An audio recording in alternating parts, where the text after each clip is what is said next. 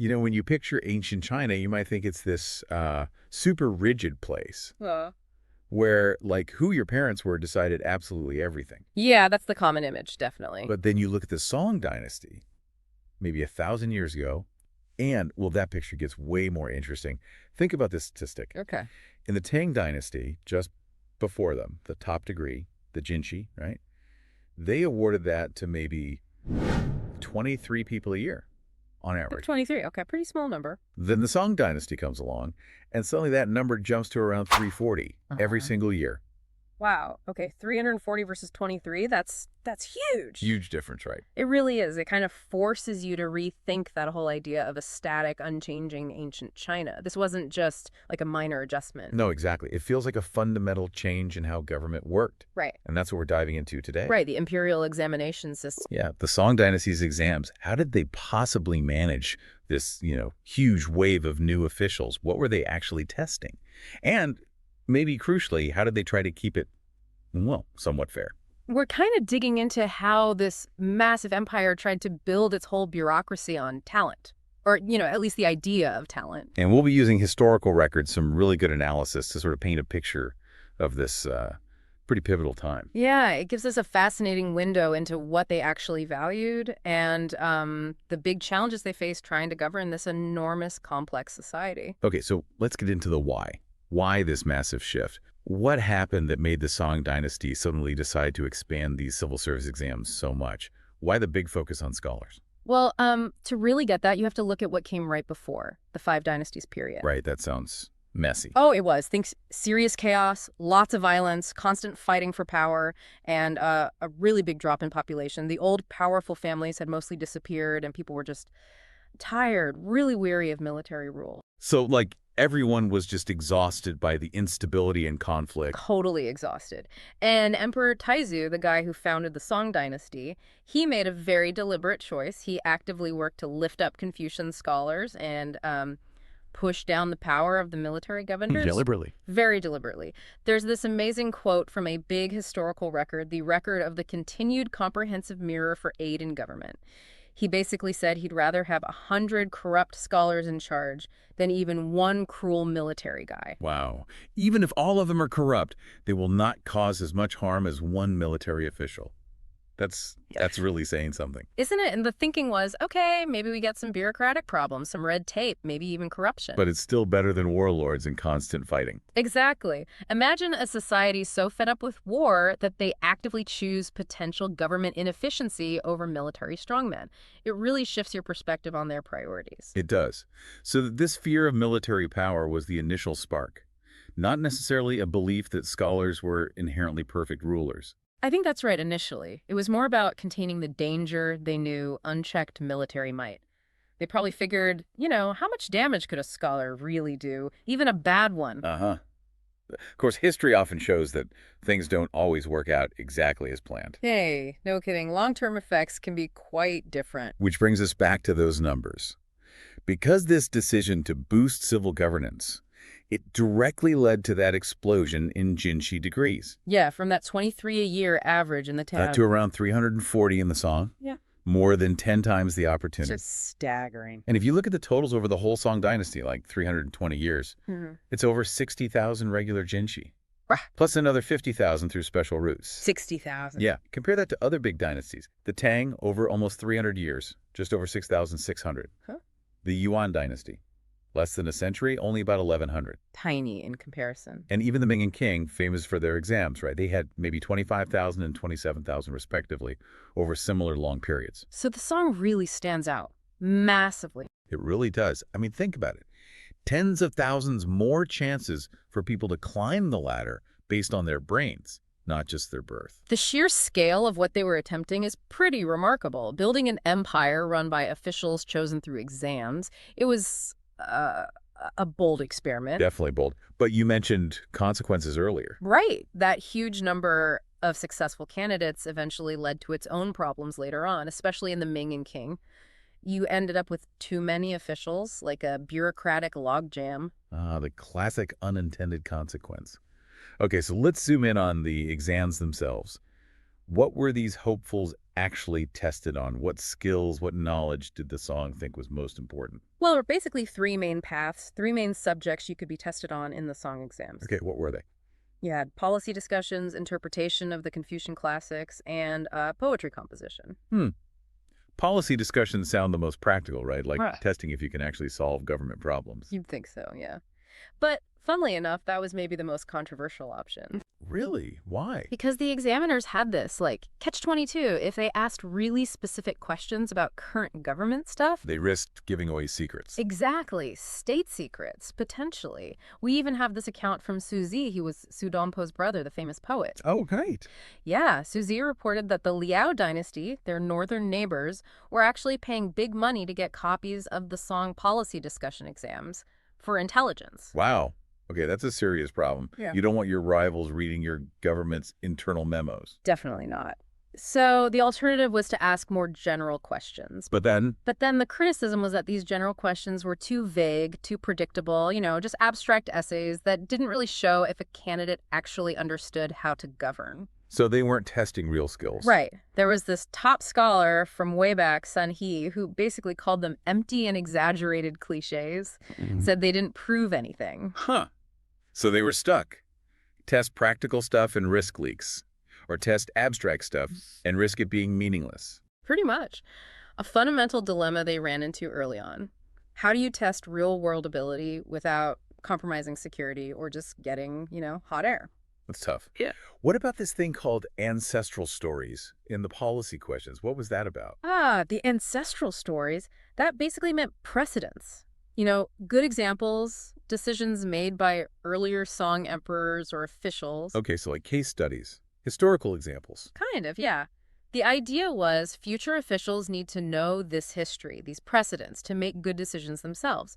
Learn from the past, build on successes. Makes sense, right? Yeah, that sounds reasonable. Learn from history. But here's the catch. These ancestral stories, this internal history, wasn't always public knowledge. Huh. So not everyone could easily access it. Exactly. It was often seen as like insider information. So if you tested candidates on it, who would have an advantage? People from well-connected families. Insiders. Precisely. People from more privileged backgrounds who had access. And that directly clashed with the Song Emperor's goal of using the exams to increase social mobility to let talented people rise regardless of background. Right. It's like asking job applicants super specific questions about internal company jargon. It favors people already in the know. That's a great analogy. It really highlights that constant tension, wanting knowledgeable officials versus wanting a fair shot for everyone. You can see why they kept tweaking the system. Okay, so policy discussions were tricky. What about testing the Confucian classics? That seems like a natural fit, given how important Confucianism was. Oh, absolutely. Confucian values were the bedrock, and understanding the classics was seen as key to developing ethical, moral officials. So that must have been less controversial. Well, yes and no. Interestingly, you had these two huge political rivals at the time, Wang Anshi and Sima Guang, fierce opponents on almost everything else. But they actually agreed that studying the classics was way more important than writing poetry for the exams. They both thought poetry was too flashy, maybe, superficial, not serious enough for future governors. Huh. Strange bedfellows on that point. Uh, Both wanted to get rid of the poetry part. Yep. Both advocated abolishing poetry composition as an exam subject. Seems they look back at the late Tang Dynasty, saw perceived decadence, and maybe blamed poetry culture partly for it. So a strong push towards Confucian scholarship then. Sounds straightforward. Oh, but hold on. While they agreed the classics were important, they had totally different ideas about how to interpret them. Oh. Yeah. Both Wang Anshi and Sima Guang had their own schools of Gov't, their own interpretations, and they were both pretty dug in. So what did that mean for exam candidates? You had to pick a side. Mm. Or guess which interpretation the current examiner liked. Pretty much. You essentially had to tailor your answers to align with whoever was in power or whoever was grading your paper. So it could still end up favoring people who were good at, political maneuvering rather than deep understanding. Right. Not exactly a pure test of knowledge or independent thought then. Not necessarily. And there were other criticisms too. Su Dompo, the famous poet. Yeah. What did he think? Surprisingly, given his background, he also had issues with testing classical interpretation. He argued the number of possible questions was pretty limited, and the actual knowledge needed wasn't that advanced. He felt it just wasn't a good enough way to measure real intellectual horsepower. Interesting. So even a master of literary arts saw problems there. And then you get an even sharper critique from someone called Bizongyu. Okay, what was his take? He was clever. He started off praising the classics, saying how vital they were, standard stuff. Buttering them up first. Right. But then he argued that because the classics are so deep and difficult, candidates often just resorted to, like, superficial interpretations. They'd quote trendy theories, maybe even twist meanings, just to sound smart and impress the examiners. So faking it. Essentially. He even mentioned candidates throwing in ideas from, like, the Tao Te Ching or Buddhist texts just to seem profound, trying to game the system. Wow. That sounds kind of cynical. Yeah. Using sacred texts opportunistically just to pass a test. That was Bizongyu's point exactly. He worried this whole approach wasn't fostering genuine belief or deep understanding. It was creating opportunists. He felt the exam in that form was actually making potential officials less moral, not more. That's a really powerful criticism. It really shows how hard it is to test something like real understanding or belief with a standardized exam. Definitely. Okay, so that leaves the third option. Poetry composition. Bizongyu seemed to think that was the best of a bad bunch. He did, yeah, though his argument fell a little weak, honestly. He basically said, look, poetry isn't super practical for governing, we know that. But, he argued, because poetry has strict formal rules, rhyme, meter, all that, it kind of limited how much candidates could just brown nose or parrot specific opinions. They were constrained by the form. So his argument was more about limiting the ways people could cheat the system rather than poetry being genuinely useful? Pretty much. Less room to maneuver politically within the poem itself was the idea. Could they still game it in other ways? Well, exactly. As our sources show, even if you couldn't easily twist your opinions in a poem, you could absolutely tailor your writing style. Ah, style over substance. Catering to the examiner's taste. Precisely. Which brings us neatly to that great story about Uyangshu. Right. This illustrates the point perfectly, doesn't it? It really does. So back in the early Northern Song, there was this writing style that was really popular in the Imperial College, the top academy. But critics, like Uyangshu, thought it was really dense, obscure, hard to understand. Okay, a trendy but maybe difficult style? Yeah. Uyangshu, on the other hand, was a huge champion of what he called ancient prose. Clear, direct, straightforward writing.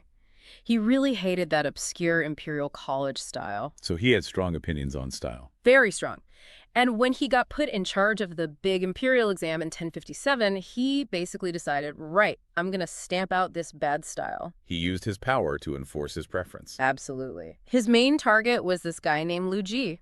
Lu Ji was famous for always getting top marks in the Imperial College exams, sort of the poster boy for this obscure style Uyangshu hated. So Uyangshu was gunning for him. Totally. The story goes, Uyangshu is grading papers, comes across one that's written in this really convoluted style he despises. He immediately thinks, this must be Lu Ji. Assumed it was him. Yep. And he just marked it as a fail right then and there. Didn't even bother reading it properly, apparently. Just, boom, rejected. Which, in their grading system, was pretty final. Harsh. What happened? Well, Lu Ji failed spectacularly. And so did a lot of other people associated with that Imperial College style. Meanwhile, guys who wrote in a clearer style, like the relatively unknown Su brothers, Su Shi and Su Jie, did really well. So a major shakeup, basically decided by the examiner's taste in writing style. Exactly. But there's a twist. Oh, you tell. A few years later, Uyangshu is chief examiner again. He sees Lu Ji's name on the candidate list and thinks, right, not this time, pal. He's determined to fail him again. Still holding a grudge. Seems like it. So he finds another paper written in what he thinks is that same wrong style and boom, disqualifies the candidate instantly. Okay. Then he finds another paper. This one is clear, straightforward, strong arguments, exactly the ancient prose style he loves. He's thrilled. Awards at first place, top mark. He found his ideal candidate? He thought so, but then they unseal the papers to reveal the names. Oh. The candidate he disqualified on the spot. Turns out it was some poor guy from the South who probably had no idea about this whole style debate in the Capitol. Oh, man. Innocent bystander. Totally. And the brilliant paper he awarded first place. The one written in the perfect style he admired. Let me guess. It was Lu Ji. No. The irony. Right. Despite Uyangshu's best efforts to fail him based on style, Lu Ji not only passed, but got top marks from Uyangshu himself, who mistook his writing for the style he preferred, and he failed someone else by mistake. That is just... wow. What does that tell us, though? Well, a couple of really important things, I think. First, it actually shows that the management of the exams was pretty strict about anonymity. Wu Yangxu clearly couldn't tell for sure whose paper was whose. Ah, so the system to prevent bias had some effect, even if he tried to game it. Exactly. But second, it shows that even with poetry or essays where you might think it's less about specific opinions, the examiner's personal preferences, in this case, writing style, could still hugely impact the outcome. So catering to the examiner was still possible, just in a different way. Yep. And maybe, just maybe, it also suggests that real underlying talent or intelligence might find a way to shine through, regardless of the specific exam format or even stylistic fads. Lucci clearly had something going for him.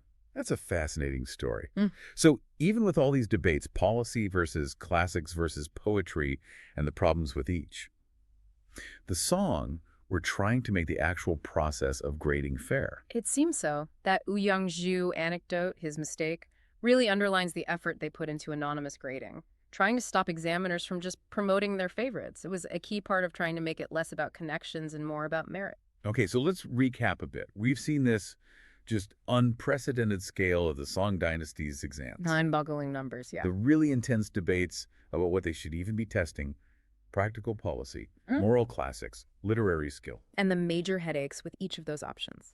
Right. And then these efforts, like anonymous grading, to manage the whole process and keep it somewhat fair, even though personal preferences could still creep in, like with Yu Yangqiu, it sounds like a truly massive, complicated undertaking. It really was. They were wrestling with huge questions. How do you find the best people to run a country on a massive scale? How do you balance practical skills, moral grounding, intellectual ability, all while trying to stop corruption and give people from different backgrounds a chance? Yeah. It makes you think, our source mentions it briefly, about the later shift to the eight-legged essay in the Ming Dynasty. That very rigid format. Right. Maybe, even though it seems kind of stifling and maybe not very useful for real governing, maybe it was another attempt to level the playing field, to make it even more standardized, reduce that examiner preference factor. That's a really interesting thought. The eight-legged essay, with its super strict structure, could absolutely be seen that way. A way to minimize subjectivity, even if it sacrificed creativity or practicality, trying to make it fairer in a procedural sense. So, looking back at the song, their whole effort to build this merit-based bureaucracy through exams, it was just incredibly complex, wasn't it? Full of these difficult trade-offs. Absolutely. No easy answer. And it really makes you think about today, evaluating talent, potential, leadership. We still face similar challenges, don't we? We really do. Those dilemmas the song faced. Balancing different kinds of knowledge, ensuring fairness, guarding against bias, actually measuring what matters. These are perennial issues in any large-scale testing or selection system. Education, hiring, you name it. So thinking about that song experience, what do you think are the built-in limits, like the inherent problems with any big standardized test system that's trying to pick out future leaders or experts? It makes you wonder about that balance, access versus preventing cheating versus actually measuring the right things. That's the million-dollar question, isn't it? How do you design a system that's fair, secure, accessible, and actually identifies the qualities you truly need? The song certainly didn't find a perfect answer, and maybe nobody ever can perfectly. Welcome back. A listener asked about the Imperial exams in Tang, Ming, and Qing Dynasty China. Ah, fascinating topic. Yeah, they wanted to know specifically how they tested knowledge. Oh, right. And, buckle up, because we found out that knowing everything wasn't the key to passing these exams. Really makes you think, doesn't it? You'd think to become like a top official, you'd need to be... A walking encyclopedia. Yeah, right? exactly. A walking encyclopedia. Yeah. But as we dig into these excerpts from A.L. Bundi, we're going to see how the exams evolved and what skills actually mattered. So maybe not what you'd expect. Not what you'd expect, no. Okay, so let's start way back in the Tang Dynasty. Okay. Well, we always hear about how important poetry was back then. Yeah. So were these exams all about, like, finding the next Li Bai? Well, not quite. So Okay. the Tang Dynasty Jinshi exams, and that's the highest level for aspiring officials, had 3 parts. You had scripture quotations, miscellaneous writings, and policy essays. So it wasn't just about poetic talent. So it sounds like a mix of memorization and writing and politics. Is that? You got it. Okay. Yeah, think of it as testing a well-rounded individual. Okay, well-rounded, yeah. So for the scripture quotations, it was all about showing you'd studied the Confucian classics. Right. Basically. Proving there. you did your homework. Yeah, proving you'd done your homework, exactly. But wouldn't that, like, memorizing all those classics still require a ton of knowledge? Yeah. Like, how does that fit with what I've heard about the exams not needing like this vast knowledge? That's a great question. Yeah. It gets to the heart of how the system changed over time. Mm. So in the Tang Dynasty, the five classics, or the Wujing, were central. Okay. And we're talking about a massive collection of texts here, like almost 600,000 character, Whoa. with super dense language. Like even scholars today struggle with some of it. Oh, wow. Like how hard it is to teach just the Book of Songs because of all the rare characters in it. Yeah, I can imagine. So those Tang Dynasty scholars must have had incredible memories. Yeah. But I'm guessing that all changed later on, right? Exactly. And this is where it gets interesting. Okay, I like interesting. Yeah, so during the Ming and Qing dynasties, the exams shifted focus to the four books, the Sishu. Okay. Now, instead of that giant library of the five classics, you have a more manageable collection, a little over 50,000 characters. Okay, a little more doable. Plus, Zhu Xi, who compiled them, had a much clearer writing style. Right. So it's Kind of like switching from reading an entire encyclopedia set to like the Cliff's Notes version. a perfect analogy. Yeah. But why simplify things like that? Wouldn't that lower the bar for, becoming a government official? Okay, now that is a good question. The answer lies in social mobility. Sticking with the five classics would have favored wealthy families who could afford years of tutoring and access to these rare texts. Right, right. Creating a kind of entrenched elite. Yeah, like An elite. Yeah. Exactly. And the Ming and Qing emperors, they wanted to avoid that. They needed talented officials from all backgrounds. I see. So by emphasizing the four books, kind of leveled the playing field. Pleasure. Yeah. It's like they recognized that just demanding this pure breadth of knowledge could actually create more inequality.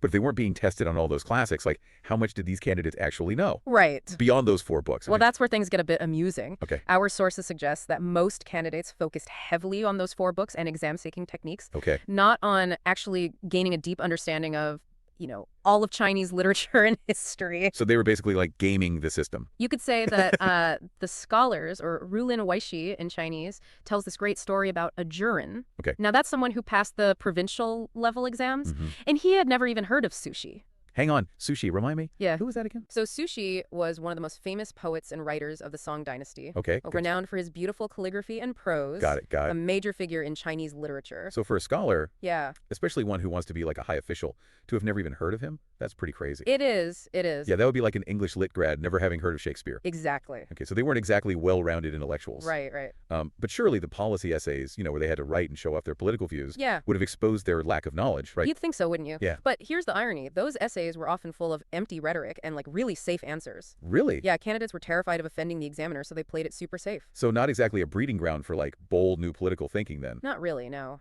But to really understand why this happened, we need to like delve into the heart of the system. Yeah. The dreaded eight-legged essay. Oh, yes, the eight-laden essay. Right. This is where the obsession with form over substance truly took hold. Okay, lead the way. All right. I'm all ears. Okay, so think of it as this very specific argument structure where each section or leg has to follow strict rules. Okay. So you start by breaking the topic, then you continue the topic, you write an introduction and a transition. Then you have four antithetical sections. Well, four. Four, where you present your point and counterpoint, and then finally a conclusion. Okay, 8 parts. That's a lot to keep track of. It is a lot. Yeah. And each part had its own like specific requirements and nuances. Oh, I bet. To excel, you needed more than just like memorized knowledge from the four books. Right. You had to be a master of wordplay and expression. Okay. Like wielding the Chinese language in these very specific ways. So it wasn't enough to know what Confucius said. You had to know how to say it in the most impressive way possible. Exactly. Like, for example, you couldn't just write ZU, that's Confucius said directly. Oh, You right. had to use these indirect, clever phrases, almost like a riddle. So it was like a performance then, a display of linguistic skill. Yeah, This sounds ridiculously hard. it was.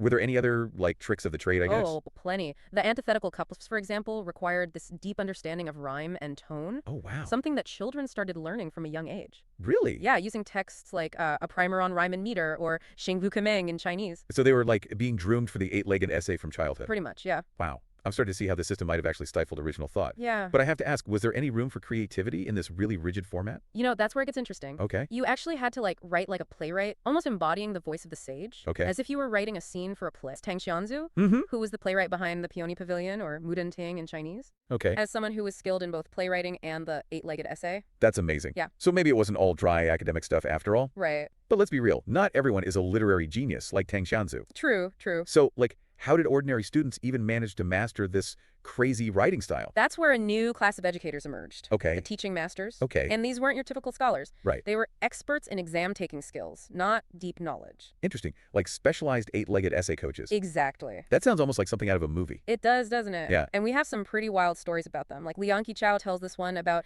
a candidate who actually confused Martin Luther with a Chinese scholar named Lu Dai. Wait, what? Yeah, because of a misinterpretation of names. He thought the Martin Luther Reformation and all was hanging out in ancient China. Yep. Wow. Goes to show how this hyper-focus on the exams could lead to some pretty big knowledge gaps. It really does. But speaking of Liu Bei, he wasn't just some random scholar with a similar name, right? No, no, no. He was like famous or something? He was known as the exam god. The exam god? Yeah, he helped students pass the Jinshi exams for over 30 years. Wow, this guy sounds like a legend. He was. But didn't all this emphasis on, exam skills over real knowledge ultimately hurt China in the long run? That's the question that takes us to the heart of this whole deep dive. Okay. Was the imperial examination system ultimately a success or a failure? Ooh, a success or a failure? To answer that, we need to look closer at the consequences of this unique system, particularly that obsession with the eight-legged essay. Did all that focus on exam skills instead of, actual knowledge end up holding China back? It's a question that has fascinated historians for ages. Yeah. On the surface, the eight-legged essay just seems like some strange writing exercise, right? Yeah, there's a quirky way to test how well someone could handle these scholarly concepts. Right. But in reality, this hyper-focus on form over substance had ripple effects throughout Chinese society. It wasn't just about, student cramming for exams. Right. It shaped how people thought, Yeah. how they approached problems. So how did a writing style end up having such a big impact? Well, imagine spending years and years mastering this one very specific form of writing. Yeah. It fosters this whole culture of conformity, Right. where originality and critical thinking are actually discouraged. Because rocking the boat doesn't get you a passing grade. Yeah, exactly. It all makes sense now. Yeah.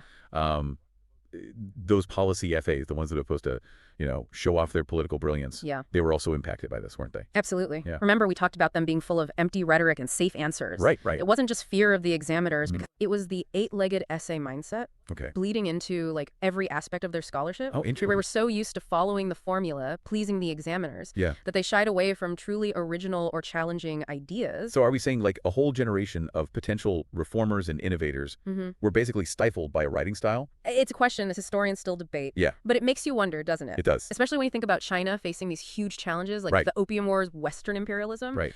Could this, rigid inward-looking system have made it hard for them to adapt and respond effectively? Because they were so stuck in that eight-legged essay box, they couldn't think outside of it. Exactly. It's an interesting thought. There were, of course, brilliant minds who pushed for reforms, Right. but they often faced pushback Yeah. from those who were clinging to the old ways of thinking. Like that saying, the nail that sticks out gets hammered down. Right. Perfect analogy. Conformity was rewarded, and those who questioned the status quo were often sidelined. So this system that was meant to find the best and brightest Yeah. might have actually held China back in some ways. It's complex. Yeah. Historians continue to debate the exam system's legacy, Mm-hmm. but it's clear that the eight-legged essay and the culture it created had far-reaching consequences. It really makes you wonder, what might have been different Yeah, if things had gone another way? it does. And it Yeah. reminds us that even systems created with the best intentions can have unintended Right. and sometimes negative consequences. So what happened next? Did anyone try to change the system? There were attempts at reform, Okay. but they often faced resistance. Yeah. And they didn't always address the root of the problem. Mm-hmm. Imagine trying to fix a leaky boat while you're still out on stormy seas. And those storms were brewing, Yeah. both inside and outside of China, right? Absolutely. Yeah. Internal pressures a growing population, economic inequality, social unrest, Right. all happening at the same time that they were facing threats from Western powers. Right. It's almost like the exam system became this symbol of a much larger crisis. A clash between holding on to the past and needing to embrace change. Exactly. But what about those who did manage to make it through this system Yeah. and become officials? Right. Were they all just blindly following the rules? That takes us to a really fascinating part of this story. Okay. Personal agency. Okay. Even within these rigid structures, individuals could and did make choices that shaped their paths. So it wasn't all doom and gloom? Not at all. There were actually officials who tried to make things better. Absolutely. Wow. Some used their positions to push for reforms, to Okay. address injustices and make a real difference in people's lives. That's great. They used the knowledge and skills they'd honed, Yeah. even within this, flawed system, to Yeah. serve their communities Uh-huh. and try to improve things from within. It's almost like they were playing this delicate game, Yeah, working within the rules while also trying to change. precisely. Yeah. Their stories remind us that even in the most rigid systems, individuals can make a difference through their choices and actions. It's inspiring Yeah, and also a little bit hopeful. it is. Even when things seem, set in stone, Yeah, there's always that possibility for change. I agree. So looking back at all of this, what stands out to you as the biggest takeaway from the Imperial examinations? I think for me, it's that balance Okay. between tradition and innovation. Okay. We can respect the wisdom of the past, Yeah. but we also have to be willing to adapt and evolve Right. to meet the challenges of the present and the future. I like that. And for me, it's that power of individual agency. Yeah. Even within these seemingly rigid systems, we may not always be able to change the whole game, but we can still make choices Yeah. that, align with our values Right. and make a positive impact. Exactly. We can all be reformers in our own way. Right. And we need to be mindful of Right. those unintended consequences. System, like the imperial exams, can have ripple effects far beyond their original purpose. It's a reminder to, like, think critically, question assumptions, be open to different perspectives. Absolutely. It's definitely more complicated than just memorizing a bunch of Confucian classics, right? Oh, that's for sure. Now, the real question is, how does all of this connect to China today? Right. Like, what echoes of this, 1,000-year-old system can we still see in the 21st century? Now, that is a question I can't wait to dive. We've been on quite a journey through China's imperial examination system. It is remarkable, isn't it, to see how a system that lasted for over 1,000 years really left its mark. Yeah, from Tang Dynasty poetry Right. to those infamous 8-legged essays, we've really seen how this system, shaped minds and Yeah. influenced China's history. But now for the big question. Yeah. What lasting legacy did it leave? Can we still see its echoes in China today? You can't just erase something that was so, like, ingrained in a society for centuries, Yeah. But it's not always easy to spot those connections. Right. It's like trying to trace the roots of an ancient tree back to its origins. So where do we even begin to, unearth this legacy? Well, I think a natural place to start is education. Okay. The whole idea of standardized testing, Right. of using exams for advancement based on merit that has deep roots in this imperial exam tradition. Are you saying those, grueling Gallicao exams that Chinese students take today Yeah. are like a modern-day version of the imperial exam? There are definitely parallels. Okay. The intense pressure to excel. Yeah. The competition for those, limited spots, the emphasis on memorization. Right. It all kind of evokes the past. So it's more than just like a testing format, right? Right. It's about how this whole system shaped, values and social structure. Exactly. Yeah. That reverence for education, the pursuit of scholarly achievement, Yeah. this belief that hard work and merit can elevate your social status. Right. I mean, these are all deeply embedded in Chinese culture. Like a cultural DNA passed down through generations. I like that analogy. Yeah. And like any DNA, Yeah. it's got its strengths and its weaknesses. Okay, so let's break that down. Okay. What are some of the positive aspects of this legacy? Well, on the plus side, you could argue that it helped foster a culture of meritocracy. Okay. At least, in theory, Right. it promoted this idea that anyone, regardless of background, could rise through the ranks based on their abilities. Which is pretty revolutionary when you think about it. Yeah. Considering how many societies back then were just based on, hereditary privilege. Exactly. Yeah. And it instilled this deep respect for learning and scholarship, Right. which has undoubtedly contributed to China's incredible intellectual and cultural achievements throughout history. It's hard to deny the, sheer amount of knowledge and innovation that came out of China, Right. even with, this system's flaws. Absolutely. Yeah. And that drive to succeed, that willingness to push yourself to the limit. Right. It's something you can still see in so many aspects of Chinese society today. But we can't ignore the downsides either. Of course not. We talked about how this focus on exams might have, stifled creativity, Yeah. critical thinking, Right. and favored conformity. Exactly. And there's also that risk of a system that prioritizes test-taking skills over practical knowledge Right. and real-world problem solving. Yeah, it's like that saying, they can ace a test, but can they build a bridge? Exactly. And let's not forget the intense pressure these exams create, Oh, yeah. leading to stress, anxiety, Right. even despair for those who don't succeed. It's a heavy burden to carry. It is. Yeah, it also makes me think about, inequality. Mm-hmm. Even if the system was meant to be meritocratic, did it really level the playing field? That's a crucial point. Yeah. Access to, quality education and the resources needed to excel in those high-stakes exams is still not evenly distributed. So even with the best of intentions, Right. the system could still end up favoring those from more privileged backgrounds? Unfortunately, yes. Yeah. And that can create a cycle of disadvantage where Right. those who start behind are likely to stay behind. Yeah. It shows how even well-intentioned systems can have flaws Right. and sometimes perpetuate the very inequalities they were designed to address. It's a sobering reminder Yeah. that no system is perfect and there's always work to be done. True. So how does this all relate to China today? Well, As they grapple with these questions of, education, Yeah. meritocracy, social mobility, right. how does the legacy of these imperial exams play into that conversation? It gives us this historical context, a new lens for understanding these modern-day challenges. Knowing the roots of that ancient tree helps us understand how it grows Right. and how it might need to be, pruned or shaped for a better future. It also shows that these aren't new issues, right? No, not at all. They've been debated for centuries. Centuries, yeah. So what can we learn from all of this? I know our listeners probably wondering, what it all means for the future of education, Yeah. not just in China, but globally. It's a great question. Yeah. And there are no easy answers. Right. But it is a question worth asking Mm-hmm. as we examine our own education systems. Yeah. How do we create a world where opportunity is truly based on merit, Yeah. where individual talents can flourish, Right. where we learn not just to pass a test, but to actually thrive Yeah. in this complex world? That is a great question, and one that I think we all need to keep thinking about. I agree. Well, thanks for joining us on this deep dive into history, culture, and the enduring legacy of the imperial examinations. My pleasure. We hope you've enjoyed exploring this fascinating topic with us. Ready for another deep dive? Always. All right, well, today we're going to tackle something that, might sound a little dry at first. We're going to talk about ancient Chinese bureaucracy. Okay. But stick with us, okay? Yeah. This is way more interesting than it might seem at first glance. I promise. We're focusing specifically on the Ming and Qing dynasties. And what we really want to uncover is how local government, really worked. Yeah. Not just like the stuff in the textbooks. Right. We're going beyond those legendary imperial exams. So those exams were famously difficult, right? Yeah.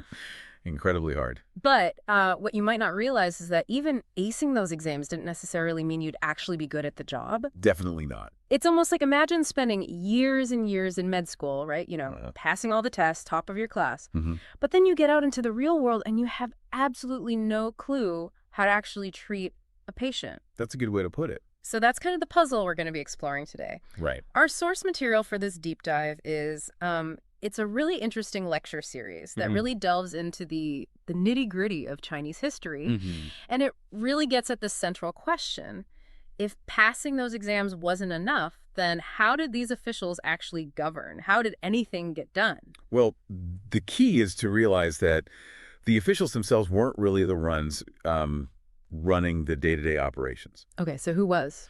The real workhorses of the system were the permanent staff. Okay.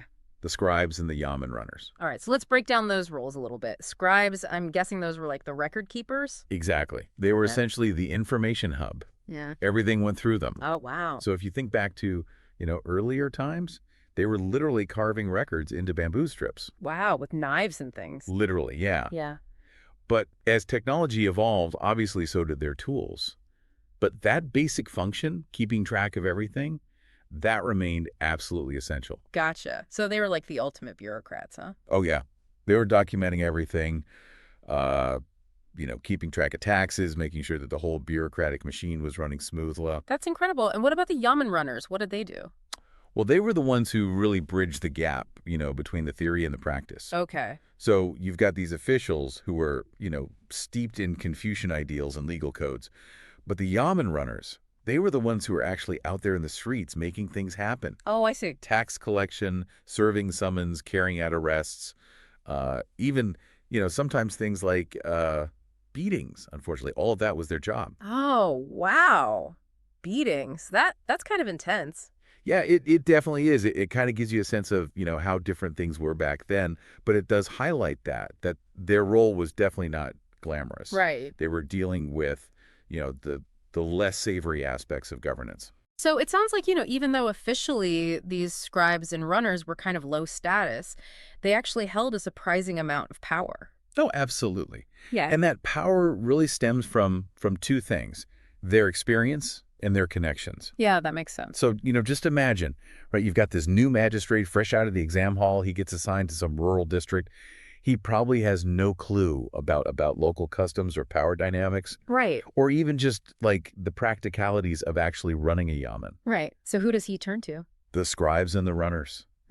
Exactly. Makes sense. They've been there for years. They've seen countless officials come and go. They know all the ins and outs of the system. That's amazing. It's almost like, they're the apprentices, but they're actually the ones running the workshop. Yeah, it's a good analogy. And speaking of those yamen runners, our source material actually mentions that a lot of them were, shall we say, colorful characters. Oh, like what? Well, some of them were, ex-thugs, for example. Really? Yeah. Wow. It makes you wonder how things actually got done with that kind of personnel. Well, it's important to remember that the dominant ideology of the time was Confucianism. Right. And that emphasized moral uprightness for officials. Right. But the reality is that sometimes to get things done on the ground, you needed a different kind of skill set. Okay. Yeah. One that was maybe a little more comfortable with, shall we say, unofficial practices. Yeah. Bending the rules a little bit. So that's where this whole idea of a shadow government comes in, right? This kind of unofficial network that existed alongside the formal bureaucracy. Yeah. Yeah. And to manage this workforce, which was both vital but also potentially problematic, officials started putting together their own personal teams. Oh, interesting. So you had a bureaucracy within a bureaucracy. Exactly. Wow. So who were the key players in these personal teams? Well, there were two main roles. You had the private secretary and then you had the personal attendant. Okay, I'm intrigued. Let's break those down a bit. Right. So what did the private secretaries do?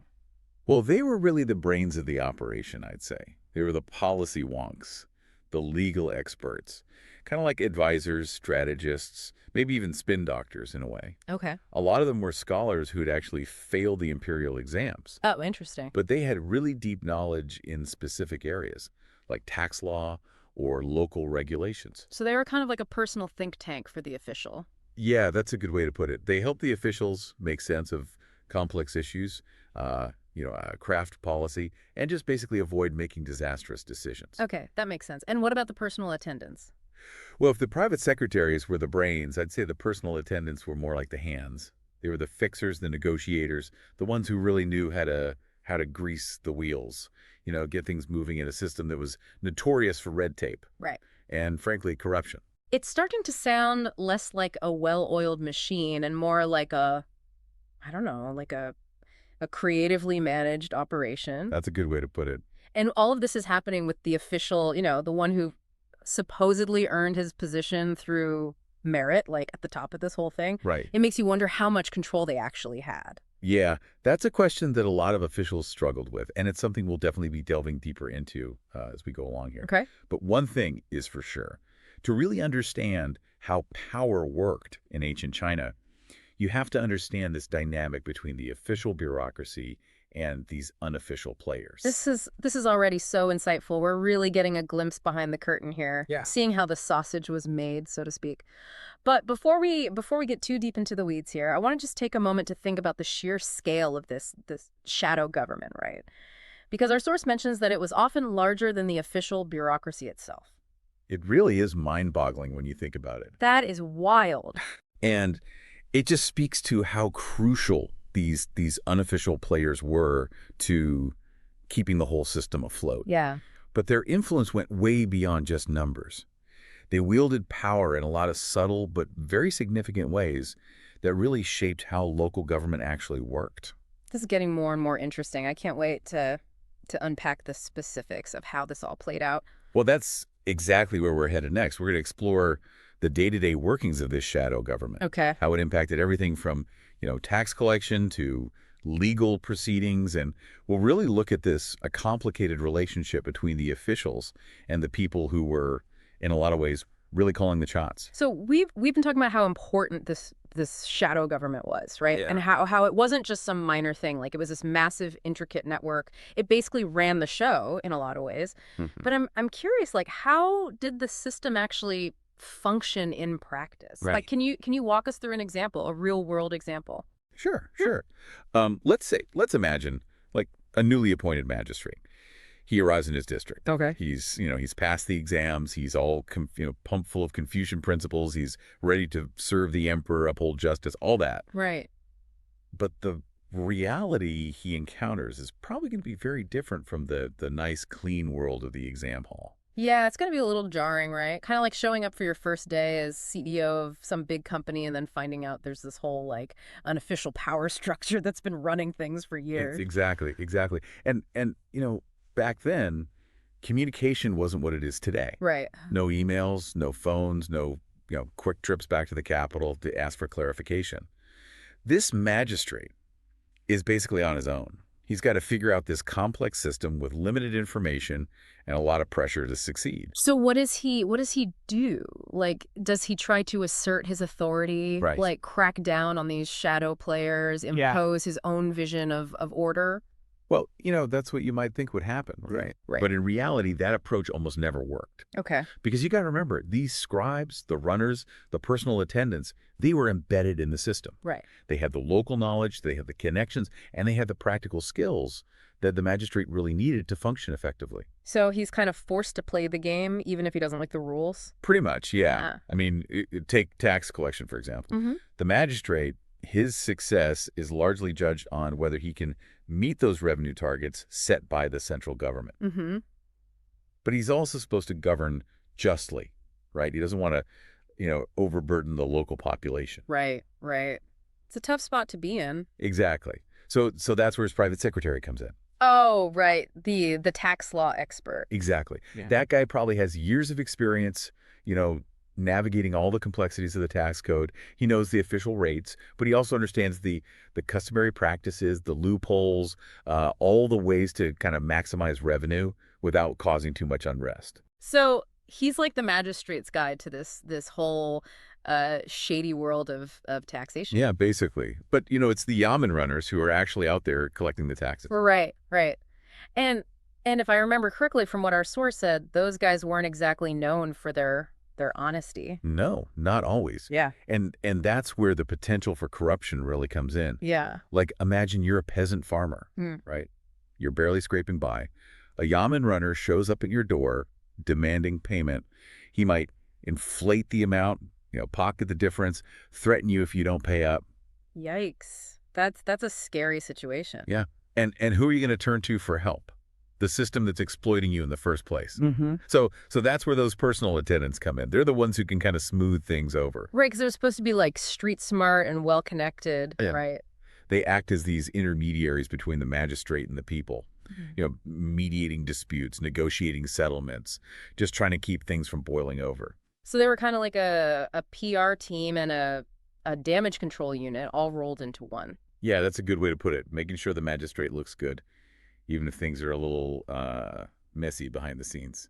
It doesn't exactly sound like the Confucian ideal of virtuous government, does it? No, it doesn't. I mean, it was definitely a far cry from that vision of a meritocratic bureaucracy based on objective rules and impartial justice. But it was a system that, in its own way, kind of worked. Okay. I mean, it maintained some semblance of order, and it managed to collect enough revenue to keep the imperial machine running. It makes you wonder what those officials, the ones who went into the system with all these high ideals, what they must have thought. How did they reconcile the reality with their Confucian values? Yeah, that's a great question. And it's one that historians are still debating. Right. But I think it's important to keep in mind that even those officials who, participated in or at least turned a blind eye to these practices, they might have justified it as a necessary evil. They might have said, well, look, we're upholding the stability of the empire. We're ensuring the well-being of the people. Right, right. So it's a story of pragmatism over principle. In a lot of ways, yeah. I mean, it's a classic example of how power, even in a system that's supposedly based on merit and virtue, it can create its own set of rules. And those rules don't always line up with the official ones. Right? Exactly. And this tension, between official ideology and the reality of power, it's a theme you see throughout Chinese history. And probably in a lot of other societies too, right? Absolutely. It's a reminder that human nature is complex. We have all these contradictions, and that often plays a much bigger role in how things actually work than any, set of abstract principles or ideals. I think that's a really important point. And it's that recognition, the understanding that power operates in these subtle, often unexpected ways. That's what makes studying history so valuable, I think. Because it helps us to see beyond the surface, to understand those underlying dynamics that shape human societies, whether we're talking about the past or the present. And speaking of seeing beyond the surface, we were talking about those official Ming and Qing dynasty records earlier. Yeah. And how they painted this very rosy picture of local government. Right. But it seems like they were maybe leaving out a few crucial details. Definitely. I mean, all those glowing reports about efficient tax collection and happy, harmonious communities. Yeah. It seems like they were glossing over a lot of the messier realities. Yeah. So it's like we have official history versus real history. It's a sanitized version versus a messy truth. You could put it that way, but I think it's more nuanced than that. Right. I mean, the official records weren't necessarily just straight up fabrications. They reflected a certain worldview, right? Yeah. This belief in the inherent goodness of the system. Okay. And the moral superiority of the ruling class. And they also served a practical purpose, Like, to legitimize the regime, to project this image of strength and unity, and to maintain that sense of order in a vast and diverse empire. so it was kind of like a don't ask, don't tell situation. As long as things were running smoothly on the surface, nobody wanted to dig too deep into the mess underneath. Pretty much, yeah.